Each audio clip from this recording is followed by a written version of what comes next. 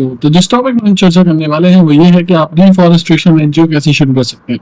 देखिए, reforestation NGO जो है एक तरीके की बहुत ही अच्छी तरीके से एनजीओ की एक प्रथा तो नहीं बोल सकता हूँ, बट हाँ, अगर आप रिफॉरेस्टेशन एनजीओ शुरू करना चाहते हैं तो कौन कौन इसकी शुरू कर सकते हैं। देखिए, इंडिविजुअल हैं जो कि पैशनेट है एनवायरमेंटल कंजर्वेशन को लेके, कॉम्बैट करना चाहते हैं क्लाइमेट चेंज को लेके, और एक तरीके से ग्रुप ऑफ इंडिविजुअल साइंटिस्ट हैं, बॉटनिस्ट हैं, फॉरेस्ट्री एक्सपर्ट्स हैं, या एग्जिस्टिंग एनवायरमेंट एनजीओ कोई है जो स्पेशलाइज करना चाहता है रिफॉरेस्टेशन में।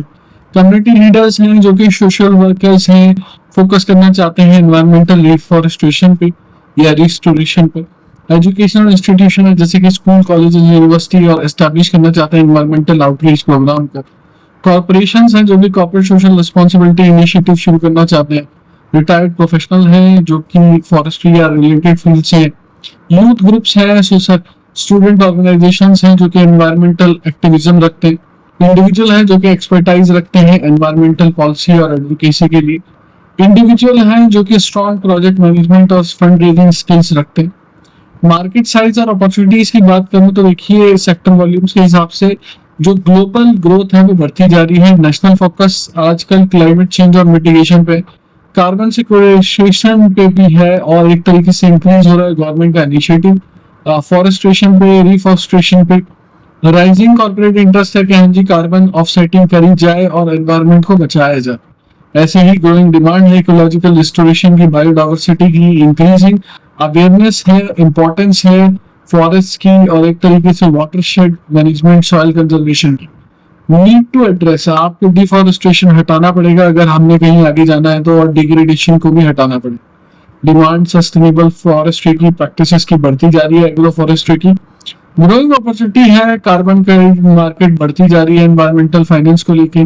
राइज ऑफ टेक्नोलॉजी मॉनिटर करने के लिए बहुत इजी है, मैनेज कर सकते हैं रिफॉरेस्टेशन प्रोजेक्ट्स को। और इंक्रीजिंग पब्लिक सपोर्ट है कम्युनिटी बेस्ड रिफॉरेस्टेशन। आप कैसे शुरू कर सकते हैं इसको? देखिए, कुछ लाइसेंस और रजिस्ट्रेशन की रिक्वायरमेंट होगी अगर आप ये एनजीओ शुरू करना चाहते हैं, और ये एनजीओ कहीं भी शुरू हो सकती है, शहर में, कस्बे में, गाँव में, या कहीं भी।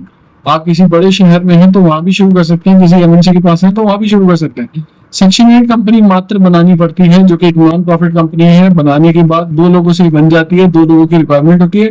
2 लोगों के इसमें डॉक्यूमेंट्स लगते हैं, वो 2 लोग ब्लड रिलेशन में भी हो सकते हैं, दोस्त भी हो सकते हैं, कोई भी हो सकते हैं। पैन कार्ड और टेन कार्ड की जरूरत पड़ती है फाइनेंशियल ट्रांजेक्शन और टैक्स कंप्लायंस में। फॉरेस्ट डिपार्टमेंट की परमिशन चाहिए होती है, और उसके बाद आप एप्लीकेशन लेके उसको इजीली दे सकते हो। सेक्शन 8 कंपनी बनाने के बाद आप फॉरेस्टेशन, रिफॉरेस्टेशन या क्लाइमेट कंट्रोल जैसी बहुत सारी समस्याओं को दूर कर सकते हैं, और इससे बहुत सारी अर्निंग भी हो सकती है। अभी मैं बताऊंगा अभी किस तरीके से आप एक अर्निंग कर सकते हैं एनजीओ बना के, और एक तरीके से प्रदूषण के लेवल को भी कम कर सकते हैं, सारी चीजें सही कर सकते हैं। डिजिटल मार्केटिंग स्ट्रेटेजी की बात करें तो आप अपनी खुद की वेबसाइट बना सकते हैं, रिफॉरेस्टेशन प्रोजेक्ट्स पे, इम्पैक्ट पे, फंड रेजिंग कैंपेन बना सकते हैं, उसे चला सकते हैं फेसबुक पे, यूट्यूब पे, ट्विटर पे, और बाकी सारी जगह। सोशल मीडिया मार्केटिंग भी कर सकते हैं, अपना कंटेंट डाल सकते हैं इंस्टाग्राम, फेसबुक, ट्विटर, यूट्यूब वगैरह पे। कंटेंट मार्केटिंग कर सकते हैं, ब्लॉग पोस्ट लग सकते हैं, आर्टिकल्स, वीडियोस, इन्फोग्राफिक्स वगैरह सारी चीजें डाल सकते हैं। सर्च इंजन ऑप्टिमाइजेशन कर सकते हैं, और अट्रैक्ट कर सकते हैं ऑर्गेनिक ट्रैफिक को। ईमेल मार्केटिंग कर सकते हैं, ईमेल मार्केटिंग सेंड कर सकते हैं अपने न्यूज़लेटर्स को, और उसके थ्रू अपडेट्स और कॉल टू एक्शन कर सकते हैं। ऑनलाइन फंड रेजिंग प्लेटफॉर्म का यूज कर सकते हैं जैसे कि गिव इंडिया और मिलाप को। वर्चुअल इवेंट्स कर सकते हैं, आप होस्ट कर सकते हैं ऑनलाइन इवेंट्स को, और उसके थ्रू भी कमाई कर सकते हैं। इंटरेक्टिव मैप्स और डाटा विजुअलाइजेशन भी कर सकते हैं। और देखा जाए तो ये पूरी डिजिटल मार्केटिंग स्ट्रेटेजी टेबल मैंने दी है आपको कि हाँ जी, प्लेटफॉर्म क्या यूज करेंगे, ऑब्जेक्टिव क्या होगा, टेक्टिक्स क्या यूज करेंगे, और मैट्रिक्स किस तरीके से एनालाइज करेंगे, आप किस किस प्लेटफॉर्म पे क्या क्या कर रहे हैं। जैसे वेबसाइट है तो आप किस तरीके से एंगेज करेंगे लीड्स को, और टैक्टिक्स क्या यूज करेंगे। ऐसे ही सोशल मीडिया प्लेटफॉर्म्स के बारे में है, ऐसे ही कंटेंट मार्केटिंग, एसईओ के बारे में। अब बात करें बिजनेस मॉडल के बारे में तो देखिए, लार्ज स्केल रिफॉरेस्टेशन प्रोजेक्ट्स कर सकते हैं, इंप्लीमेंट कर सकते हैं प्रोजेक्ट्स को, और रिस्टोर कर सकते हैं डिग्रेडेड एक तरीके से फॉरेस्ट जो होते हैं उनको। नए फॉरेस्ट बना सकते हैं, बहुत आसान है, बहुत बड़ी चीज नहीं है। कम्युनिटी बेस्ड फॉर रिफॉरेस्टेशन कर सकते हैं, लोकल कम्युनिटीज प्लांट कर सकते हैं, मैनेज कर सकते हैं ट्रीज को। एग्रो फॉरेस्ट्री प्रोग्राम चला सकते हैं, आप इंटीग्रेट कर सकते हैं ट्रीज को एग्रीकल्चर सिस्टम के साथ, इंप्रूव कर सकते हैं लैंड की प्रोडक्टिविटी और सस्टेनेबिलिटी, और इस पर पूरा काम हो सकता है। पूरी एक प्रोजेक्ट रिपोर्ट बन सकती है एग्रो फॉरेस्ट्री प्रोग्राम्स पे, अर्बन फॉरेस्ट्री प्रोग्राम्स पे या प्रोजेक्ट्स में बना सकते हैं आप, ताकि इम्प्रूव करें एयर क्वालिटी और ग्रीन स्पेसेस जो शहर हैं वहाँ पे। कार्बन ऑफसेट प्रोजेक्ट्स कर सकते हैं, सेल कर सकते हैं कार्बन क्रेडिट्स को बिजनेसेस को, और इंडिविजुअल को फंड करा सकते हैं रिफॉरेस्टेशन प्रोजेक्ट्स में।